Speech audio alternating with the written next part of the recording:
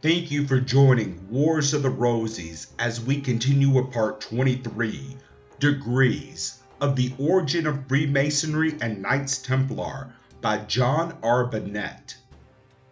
Degrees. The word degree, in its primitive meaning, signifies a step.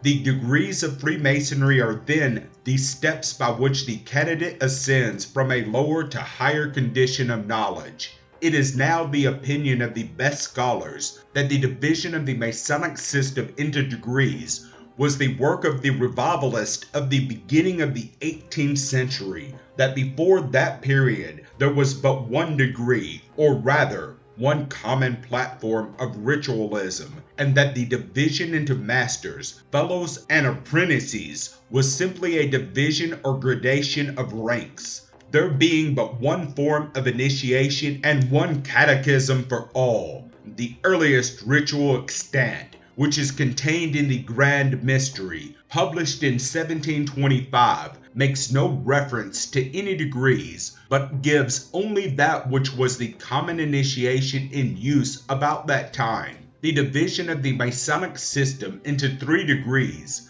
Dr. Mackey says, must have grown up after the revival in 1717, but in so gradual and imperceptible a manner that it was impossible to fix the precise date of the introduction of each degree. From the old records, it appears to have been about 1721 that the 3 degrees were introduced, but the 2nd and 3rd degree were not perfected until 1738. Even as late as 1735, the entered apprentice degree contained the most prominent form of initiation, and he who was an apprentice was, for all practical purposes, a Freemason.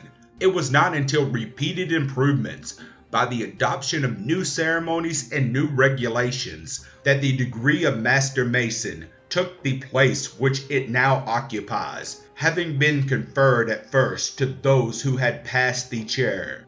But there is unquestionable evidence that the modes of recognition, the method of government, the legends, and much of the ceremonial of initiation were in existence among the operative Masons of the Middle Ages, and were transmitted to the speculative Masons of the 18th century. The work of Anderson, of Goudier, and their contemporaries was to improve and to enlarge, but not to invent. The Masonic system of the present day has been the result of a slow but steady growth, just as the earliest authorized lectures, arranged by Anderson and Goudier in 1720, was subsequently modified and enlarged by the successive labors of Clare, of Dunkerley, of Presting, and of Hemming.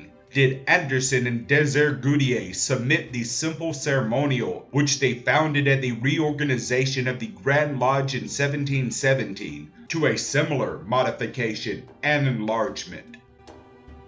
Thank you for watching, and please don't forget to share, like, subscribe, and comment. And if you can, please consider donating to Wars of the Roses. Links to PayPal and Patreon are in the description. Thank you so very much.